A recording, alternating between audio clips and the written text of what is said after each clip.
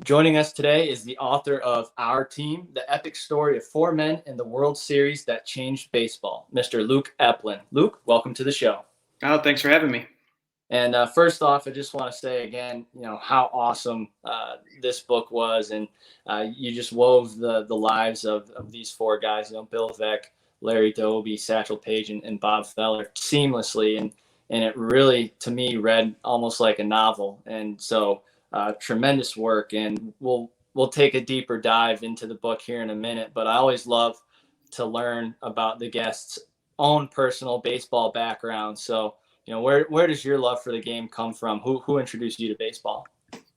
My love from the game comes from my father, pure and simple. He is the biggest fan of the St. Louis Cardinals that I've ever met. I grew up around the St. Louis area, about maybe an hour away from the city. My dad had season tickets since before I was born, so I grew up maybe going to 10 or so games a year. But my dad always had a portable radio with him wherever he was. He could have been at the store, he could have been at his workplace, or he could have even been at my high school graduation ceremony, which coincided with a Cardinal game.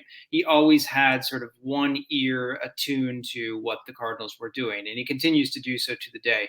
And so the voices of Jack Buck and Mike Shannon on KMOX radio from St. Louis announcing the St. Louis Cardinals game was really the background noise of my childhood. It was destined for me to become a baseball fan. Yeah, no, it doesn't get much better than that. That's such a classic tale. I think baseball and radio were a marriage that was meant to be. It just sometimes I'll even shut off the TV and just listen to the radio, and you just picture yourself there. It makes it 10 times better. So, being that you're a Cardinals fan, who were some of your favorite players growing up?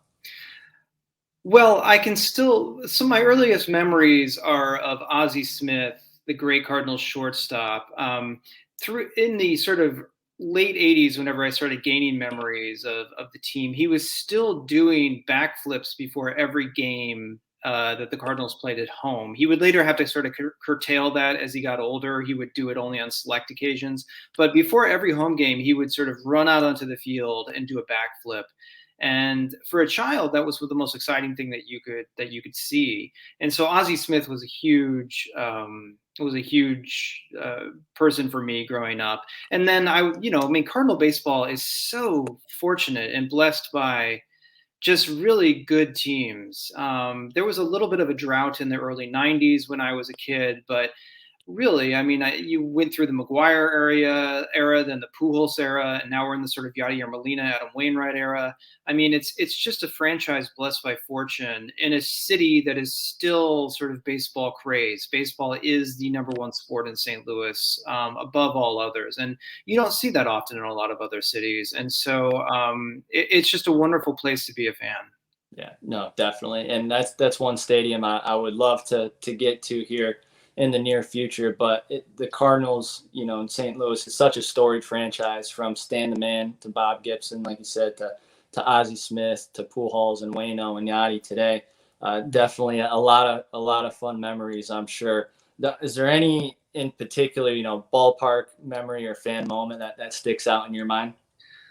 Well, I was there the day that Mark McGuire hit his 61st home run to tie Roger Maris's record. And I know that that's become a little bit tainted as the time goes by, but at the time it was wonderfully exciting. And Roger Maris's family was seated at the ballpark, and McGuire went over to them as soon as he hit the home run and sort of gave them big hugs. And so it was a very emotional moment. And at the time, it seemed like the most exciting thing that could have happened in sports. I moved to New York City after college, and I was very fortunate in 2006 to capture some of the games, or to go to some of the games of the Cardinals-Mets playoff series. This is the one where Adam Wainwright froze Carlos Beltran with a curveball at the end of the series. I wasn't at that game, but I was at a game, I think it was game 2, where the Mets just jumped out to a commanding lead. The Cardinals kept chipping away, and So Taguchi, the sort of great reserve infielder from Japan that the Cardinals had at the time, hit a very unlikely home run that put the Cardinals ahead.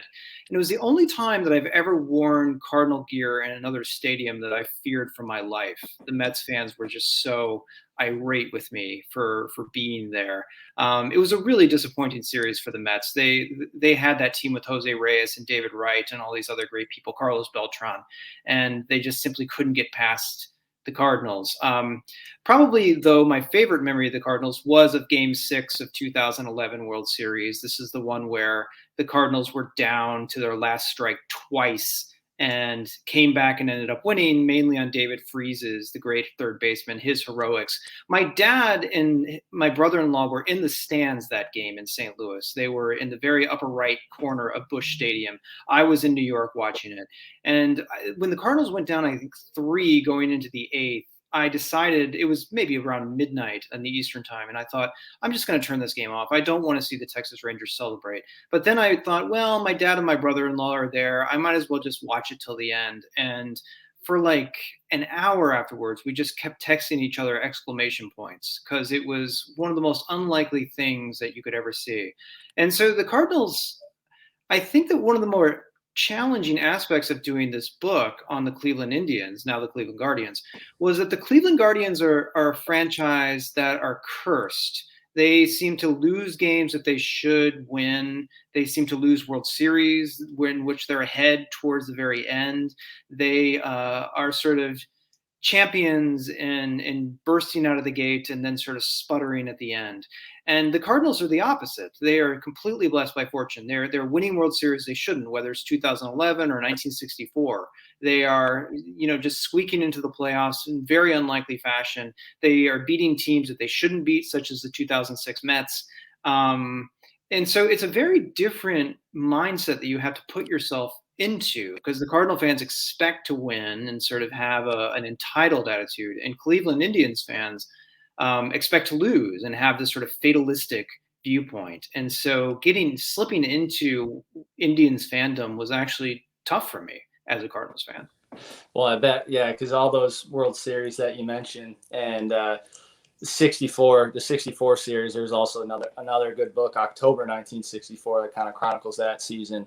That's one that I remember reading that really got me trapped into baseball history, so to speak, and just looking up, all the all-time greats. But the Cleveland fan base has definitely had it rough, and in the book you kind of talk about, I kind of got a sense they're not the lovable losers like the Chicago Cubs were or had been. It was almost just this like angst and disgust with the fan base. Yeah, like you said, they're going to start off hot and then just totally, falter in the second half. But it's funny. And speaking of old championships, the only time that I can recall really, I guess, hearing about the 48 World Series with the Indians is when I watched Major League, the movie Major League, when they're going back in time to the glory days, the heyday, and they have that newspaper clipping in the beginning, the 48 champs, and then they just start to show that demise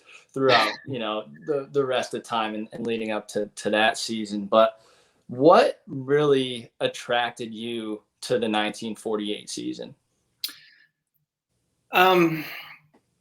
So it is intertwined with me being from St. Louis.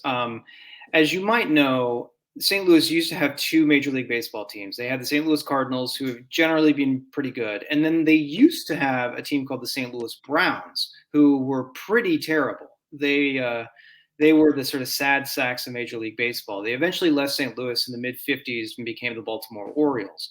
But my grandpa, on my dad's side, grew up as a big St. Louis Browns fan. He would attend their games quite a bit. He was 4F during the war and worked in St. Louis at an airport factory instead, and used to hop streetcars and watch the Browns play. And so I grew up hearing stories about the Browns and knowing more about them than a lot of people my age from St. Louis did, because they'd been gone decades after I was born. And my grandpa would tell me about this man named Bill Veeck, who was the last owner of the Browns. And he, in order to sort of excite Browns fandom and take away fans from the St. Louis Cardinals, would do just wild stunts. He brought a little person to bat one time. He had fans managed from the grandstands. He would shoot off fireworks, give away crazy giveaways, all these sorts of things. And I remember thinking that Bill Veeck is such a larger than life person that he would be a perfect protagonist for a book. And so I really wanted to write a book about Veeck and the Browns. And it was only while researching Veeck that I recognized that all these giveaways and all this sort of fan-friendly thing that Veeck did was not the most interesting thing about him. The most interesting thing about him was that he had owned the Cleveland Indians before he owned the Browns, and not only won a World Series, but became the first integrated team in the American League. He was the one who signed black players on the Indians before any other club in the American League. And I thought to myself, I didn't even know that. And if someone like me, who grew up sort of steeped in baseball, wasn't aware of Bill Veeck and Larry Doby, the first black player in the American League, then there had to have been so many other people that also didn't. And so that set me on the path to figuring out more about the second team in Major League Baseball to integrate. No, that's a really interesting point you make too, and that's something that I didn't realize until reading this story either. I always knew Veeck as the Chicago White Sox, so Yeah. you know he had a couple of past lives and franchises before that too, and you know this story has so many different elements in it. I like to, I guess, kind of. It almost made me think of Field of Dreams, 42, and The Greatest Showman, all wrapped into one, you know? So, Yeah. and it's interesting because you set the table really well. It's not just about the singular 48 season. You kind of give some introspective into these guys' lives before that season. So I'm sure there's a lot of research that had to go into it. So what was that research process like for you? And you know, were there any little cool tidbits or cool experiences that happened along the way? Yeah, it was an interesting book to research because I actually didn't start off thinking it was going to be about 1948. I started off with the four people. I thought you had Bill Veeck and Larry Doby, and then you had Bob Feller and Satchel Paige. And I thought to myself that if you put these four characters together, you have two white men and two black men. And they each seem to represent a different facet of the integration experience. You had sort of the more progressive view with Veeck, the more traditional view with Feller, and then you had two different generations of the Negro League in Dobby and Paige. And so I thought that if you put those people in tension with each other, you could really draw out pretty much every angle of the integration experience at the time. Unfortunately, everybody on the Cleveland Indians from 1948 has passed away. At the time that I was researching the book, which was a couple of years ago now, there was one person who was still alive. His name was Eddie Robinson. He was the first baseman for the Indians. And I did get to spend an entire weekend with him and sort of talk about how he viewed integration, what it was like being with Veeck and Paige and Feller and things like that. And so that was a real amazing thing. And Eddie Robinson was 98 at the time, and he was telling me stories about seeing Babe Ruth play. And so it was just a real privilege to get to talk to somebody of that generation. But because so many of the people had passed away, a lot of the research was just conducted in archival sort of things. Cleveland had 4 newspapers at the time. I read every single issue of each newspaper from 1946 to 1948 just to sort of absorb the atmosphere of Cleveland at the time. And so that took, oh God, I don't even know, a long time. And, just tried to talk to as many people in their 90s as I could, because those would have been the people that remembered the 1948 season. And so there were a couple of baseball players who were still alive. Carl Erskine was somebody I talked to. I talked to a guy named Chuck Stevens, who was the very first batter to face Satchel Paige in Major League Baseball. Just sort of random Clevelanders who remembered the 48 team. And so anything I could do to sort of give a sense of the atmosphere of both the clubhouse and the city at the time. No, that's pretty cool. And the one cool thing about baseball too, it's so generational, and you just telling me about Eddie Robinson and being able, to connect with him to learn about the story you're writing, but then even the greats before that he was watching. That's one cool thing that I love about baseball and sports in general too. Was there anything really eye-opening for you while you were writing the book or doing the research? Anything that you didn't know that really stood out to you? There was so much I didn't know. I think that I had an advantage over somebody who would have been from Cleveland, because I imagine that a lot of Indians/Guardians fans would grow up hearing the story of the 1948 World Series team, because that is the last team in Cleveland to have won a World Series. So a lot of the sorts of things like Satchel Paige's sudden emergence in midseason, Bob Feller's sort of origin story, how he got to the major leagues, would have been sort of old hat to them and maybe not as exciting. I found everything to be just incredible. I think that just the fact that Larry Doby played a game in the Negro Leagues for the Newark Eagles, boarded a train one night, and then ended up on the Cleveland Indians the very next day is extraordinary. I mean, it's just amazing to imagine him going from the Negro Leagues to the major leagues literally overnight. Um, and I also just, because there were so many newspapers then, the reporting, this is in an age before television, so the reporting is very vivid, and you have these great scenes of Larry Doby like in the train station waiting to board the train that will take him to an entirely new life in the major leagues, and just sort of being able to sit with him in that moment and sort of feel that he's not feeling elation but feeling anxiety, that he's feeling like he's going into someplace unknown and scary, is a really interesting thing to ponder. He's not sort of triumphant. He's recognizing how difficult this is going to be. And so just the whole sort of character of Larry Doby, who I think unfortunately gets a little bit lost in Major League Baseball history, seeing what he went through and seeing his very different journey to the major leagues from Jackie Robinson or Satchel Paige or pretty much anybody, was extraordinary. I think he's one of the most fascinating figures in baseball based on what he had to go through. And unfortunately, his narrative has been a little bit lost. Yeah. And I'd love to dive a little bit deeper into Dobby too. You mentioned his path to the majors was completely different than even Jackie Robinson, right? Yeah. Here, Jackie got to play in the minor leagues, kind of get his feet wet a little bit, and before he went and played for the Dodgers. And like you said, Dobby, one night he's playing for the Eagles, takes a train ride, and then he's playing for the Indians. And you even allude to it in the book that Veeck kind of in hindsight is like, yeah, that probably wasn't the best approach. But can you just talk about some of the different struggles that Larry faced, and maybe why it was almost more important that he succeeded, in his role? Yeah, there's a lot there. Jackie Robinson was somebody who was much older than Larry Doby. He was 5 years older. He had been a star in college for UCLA, so he had a national profile. So both black and white fans would have, if they didn't know who he was, they would at least have heard of him. And he was also used to sort of being in the spotlight based on all the attention he got at UCLA. Branch Rickey, who eventually signed Jackie Robinson, believed that there would need to be sort of a transitional period where Robinson could both adjust to all white clubhouses and his white teammates could adjust to the idea of integration.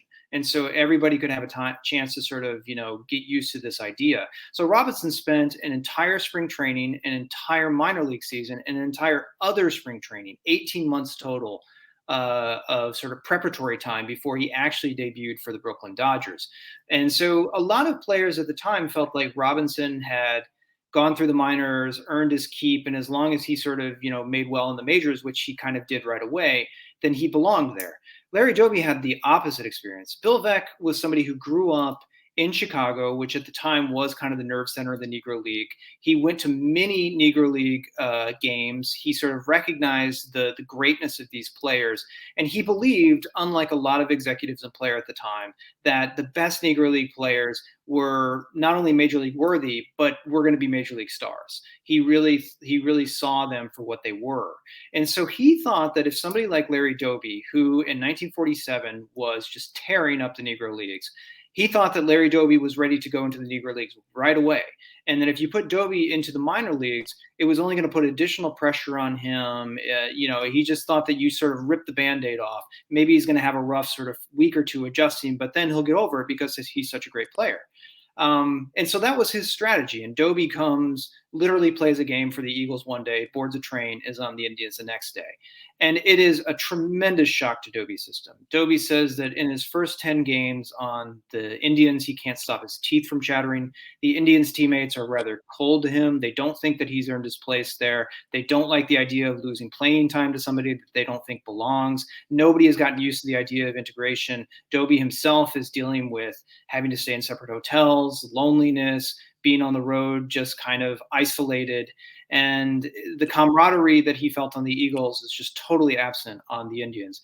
And unlike Robinson, who, is 28, a little bit older, Doby is quite young. And so he is just not sort of as equipped to deal with the sort of, slings and arrows of integration that is happening.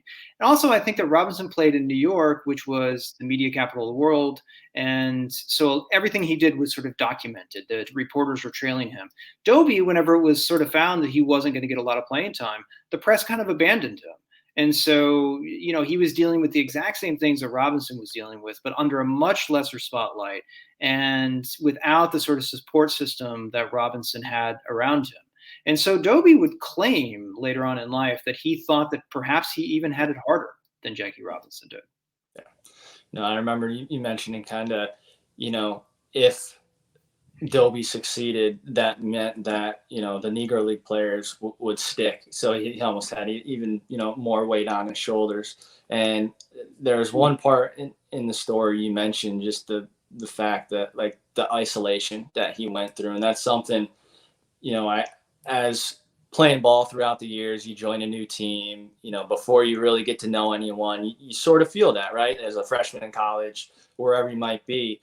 But, you just, I guess even more so with, being isolated, couldn't, one, stay with the team on the road in the hotels, even at home. And like you said, the loss of camaraderie, definitely, I couldn't even imagine.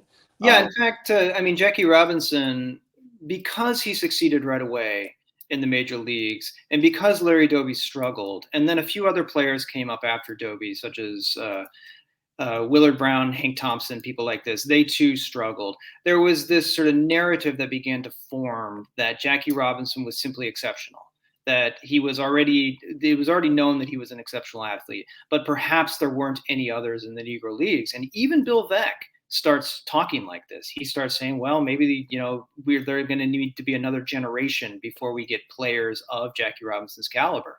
So whenever Larry Doby turns it around in 1948 and has this tremendous season that really propels the Indians into the World Series, that just totally destroyed that narrative and showed that if you have patience for these Negro League players as they adjust to a new league and to all the sorts of things that come along with that league, including abuse, that you could be rewarded with a superstar who's going to help take you to the next level. And so that's why a lot of people thought that Larry Doby's turnaround in 1948 was tremendously meaningful for opening up the further clubs from signing black players.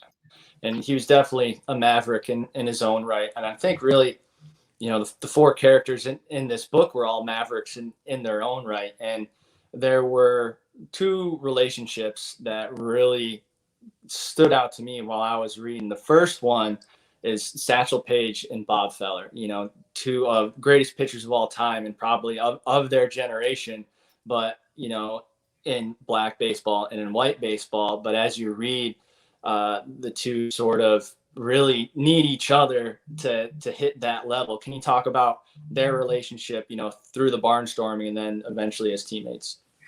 Yeah, these are two individuals who really knew how to sell themselves quite well. They sort of recognized the power of their name and their origin story, and they used it to sort of cash in at every chance that they could. I think it's no mistake that they both wrote more than one autobiography in their lifetime. Like, they used their story as a form of currency and sort of understood ways to develop fan bases and to make money off of who they were. They were some of the most entrepreneurial men you could ever imagine. And at that time in baseball, of course, it was segregated whenever Bob Feller came in 1936. And so a lot of players after the season ended, but before the cold weather really settled in, would take about a month or so to sort of do what was known as barnstorming, where they would travel around to cities across the US that did not have major league clubs. And so did not get to really chance, the fans there didn't get a chance to see major league players. So they would play there, sort of, put on a show for the fans and collect the gate money that would sort of supplement their incomes for that year. Satchel Paige and Bob Feller were expert at doing this. And because these games in Barnstorming Tour were not subject to major league regulations, they could do things that you couldn't do in a major league game. Namely, you could have white players play against black players.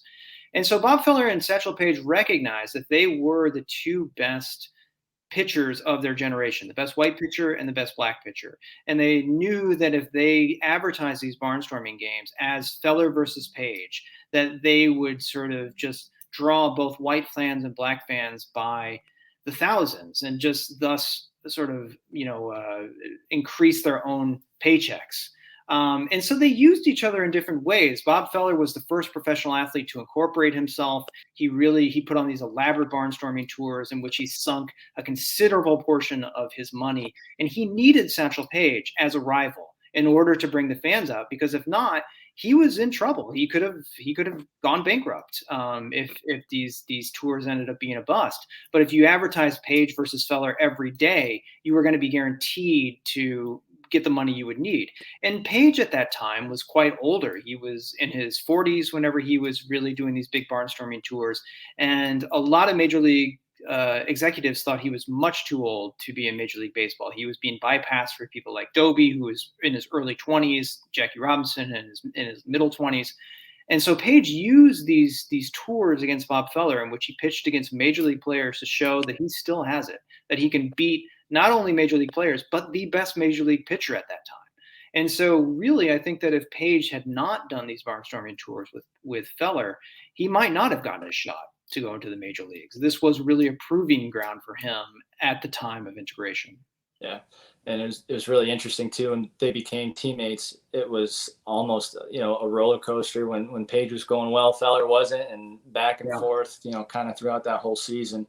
And the other relationship that stood out to me was really Bill Veeck and the fans, and specifically when he got to Cleveland, the Cleveland fans, who ultimately, as folks will read, kind of had a say in in some of the decisions that were made and how the team was run. And can you talk about Veeck's love affair with the city of Cleveland? So Bill Veeck is known for, I think he's still the best known for the ways that he courted fans. He came into Cleveland in 1946, the year after the war, and saw that the Indians had been very poorly attended to marketing-wise. There was sort of no effort to reach out to the fans, very little effort to make the fans, to entertain the fans, to keep the stadium clean, do all these sorts of things that we now take for granted at a baseball game. And so Veeck wanted to quickly show that he was looking out for people. In the 1946 season, he just put on a show. He would shoot off fireworks. He hired clowns as coaches. He hired stuntmen to entertain people before games, people that would hang upside down by their ankles and hit baseballs, that would tool around the outfield in a Jeep trying to catch fly balls. I mean, just wild sorts of stuff. He literally put on a circus one day with like jugglers and bullwhip people. Like, it was just kind of anything goes to entertain fans. He was one of the sort of pioneers in adding music in between innings to make sure that fans' interest didn't wane. And at the time, a lot of executives, people that were in his position, really thought that was taking away the dignity of the great American game, the American pastime, the national pastime. And Veeck just had no time for them. Veeck really, he thought that you could have competitive play on the field and entertaining side shows before games and between innings, and that these things didn't have to be in tension with each other. They could coexist. And not only could they coexist, but they could cultivate a much broader fan base than you normally would be able to do. Like the way that the Indians were marketed before Veeck was just for pure baseball fans, people that loved a baseball game and did not mind just kind of going to a game and sitting in, slightly dirty, maybe crowded seats and stuff like that. Those were just people that were just there for the baseball. But Veeck thought that if you had families come, children, women, old people, young people, whatever, and they hear about this person that is shooting off fireworks and hiring clowns and doing all these things, they might get curious, and then they're going to come and sort of experience that. But then they're going to be forced to sit through the baseball game. And they might then sort of pick up a love for the game, or they might come back and be like, what's he going to do now? And then sort of little by little, they'll come to appreciate the nuances and intricacies of baseball. And so really what he was doing had a purpose. It wasn't simply just to be outrageous. It was to build that fan base. And the fans really reacted to him. Just the fact that they had been neglected for so long. And now here was somebody who put them first and foremost and was just doing everything he could to find ways to both A, entertain them, and B, and I think people forget this, get the Indians into the World Series as quickly as possible. Veeck's shenanigans would not have worked if the Indians had simply stayed a terrible team. Veeck needed the Indians to win, but he also thought that, while the Indians are winning, the fans can also have fun. So you put together that combination, the winning field team on the field, and then the sort of sideshows during the downtime, and you just have a powder cake that just kind of exploded and still exists in American fandom. I think that anytime you go to a baseball game now, it doesn't matter where you are, minor leagues, college, whatever, you're going to see traces of Veeck's fingerprints. You're going to see it every time there's a cap dance, t-shirt cannon, whatever. That all comes from Bill Veeck's philosophy of what a baseball experience should be like. Yeah, no, and yeah, like you said, his mark is all over the game, and that season was certainly a perfect storm for more reasons than one. But it was cool being, having my minor league background, just seeing him trying to go after that attendance record and all the things that that he was trying out, and the people he would invite to the games.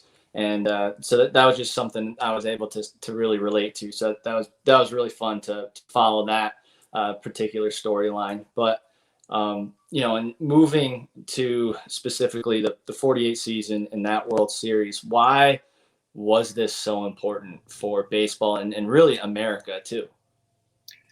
Well, I think that there's a couple of reasons. I mean, the most standard reason is that the Indians were the first integrated team to win the World Series, which in itself is a monumental achievement.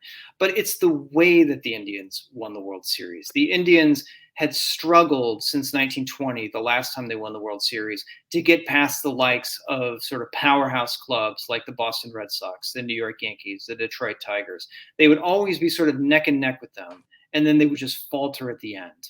And Bill Veeck had this idea that if we're going to beat the Yankees and the Red Sox, then we have to look in places that they're not looking. And that at the time was the Negro Leagues.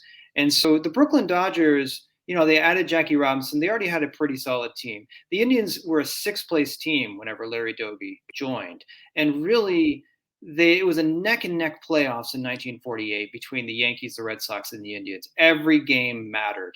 And the addition of Dobby and Paige to the Indians were what made the difference. If you take either of them off, the Indians simply probably finished in third or possibly even fourth place. It really did go to show that if you got rid of your prejudices, even if you were squeamish about the idea of integration, that you were going to help your ball club and you were going to, make money and cultivate your fandom and all this other sorts of stuff. And it also showed, like Larry Doby in 1948 World Series, in Game 4, he hits this mammoth home run off of the Boston Braves ace, Johnny Sane. It proved to be the winning home run of that game. The pitcher for the Indians was a guy named Steve Gromick. He was kind of a mid-rotation guy, not a star by any means. And he just very luckily got the call to start that World Series game. He pitches out of his mind. He only allows one run that game. And it wouldn't have been enough were it not for that Larry Doby home run, which was proved to be the winning run. And Gromick afterward goes into the clubhouse, spots Doby, and just wraps his arms around him, just in utter joy that Doby has given him this this win that still defines his legacy. And so that picture of those two men, Gromek and Dobby, went across newspapers the next day around the country. And African-American newspapers in particular were very quick to see the significance of that photo.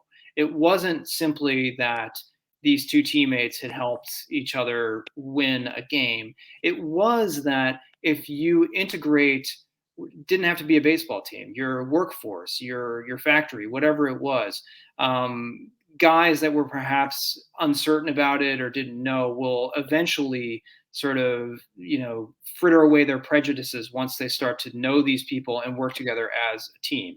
And I mean, I think that's a very simplistic way of thinking about it, because I think as we see later, there are still problems for decades after that. But that photo itself shows the promise that could happen if integration occurs. And so it was a very symbolically resonant team, particularly in African-American newspapers at that time. I mean, they really got on the significance of both the fact that Dobby and Paige were the X factor that got the Indians into the World Series, and the fact that, giving Dobby the chance to show what he could do led to his acceptance. Mm-hmm. It's such a beautiful image, and just pure joy resonating on both of their faces. And you can almost feel, the weight of all that tension just kind of fade off right in that image. And I think it just shows that, as a society, we're just better together. So that was pretty cool. And if there was one game from that season, if you had to choose just one that you could go back and watch and attend in person, which one would you pick? Oh man, I mean, it was such a crazy season. In the regular season, I would pick the game on August 20th, 1948. That was Satchel Paige's start in Cleveland against the Chicago White Sox. It shattered the attendance record for a game in Major League Baseball. And you have to imagine sort of 80,000 some people in the stands that game. And the Indians are tied for first with the Red Sox and the Yankees. It's a 3-way tie. It's a huge game. And Paige pitches a shutout. Wins 1-0 on a hit from Larry Doby. And so really it's the first game where a pair of black teammates sort of band together and provide a win almost single-handedly for their club. It's a really sort of significant game. But just seeing Satchel Paige at that time, he was such a phenomenon when he came into Major League Baseball that fans were literally tearing out the turnstiles to try to see him. So the excitement that would have been around anytime he was on the mound would have been unbelievable. And I think in the World Series, I would have actually chosen Game 5. That's one of the few games the Indians lose. Bob Feller, the Indians, it was for a long time the heaviest attended game in baseball history. There were 86,000 people in the stadium that day. And Bob Feller was on the mound to close out the series, kind of almost like a thing of destiny, something that Feller was fated to do. And he kind of blows it. And it's just a really exciting back and forth game. And I think you get to see sort of, the drama of Feller trying desperately to live up to his lofty fate and falling short of it, followed by then Satchel Paige coming into the game and fulfilling a dream that had been denied to him for almost a quarter century, and that is pitching in a Major League World Series. So you get to see sort of, two legends, one failing and one succeeding at the same time. And so, yeah, it would have been a really interesting game to be around, simply also to see how Indians fans reacted to it. Because I imagine a lot of them were like, oh, we're done now. Probably not too well, right? No, yeah. That's great. Well, Luke, this has been an awesome conversation, and I'll leave you the last word here. So, there anything that you want folks to walk away with, after reading this? I mean, I think that the thing, what I really wanted to try to get to this book is that I feel like the way that Major League Baseball commemorates integration is very heavily focused on one individual. Every day in April, we have Jackie Robinson Day. Everybody wears his uniform. His uniform is retired across the league. And that is all very well deserved. And I think that Major League Baseball should continue to do that. But I think that we also should think about the people that came after Robinson. I've often thought that on July 5th, which is the day that Larry Doby integrated the American League, there should be a Larry Doby Day. And that day should be dedicated to thinking about the pioneers that came after and how their stories are quite different than Robinson's story. They're each unique in its own, but they're equally as meaningful. And that I think that we have room in our sort of cultural conversation about baseball for more than one integration story. And so you had mentioned that I tried to write this book like a novel, and that is correct. I wanted it to be an exciting book that kind of got readers flipping the pages and things like that, because I think that what has been lost with Larry Doby is his narrative. And so I wanted to just sort of tell that story for all of his excitement, its meaningfulness, and just to get fans invested in it. So yeah, I mean, that's what I would hope, that we can sort of think about integration stories beyond the one that we generally talk about every year. Well, I couldn't have said it better myself. And you can go and pick yourself up a copy of our team in any local bookstore, online, all over the internet. I would highly recommend that you do so. And Luke, thanks again, man. This has been a pleasure. Thank you.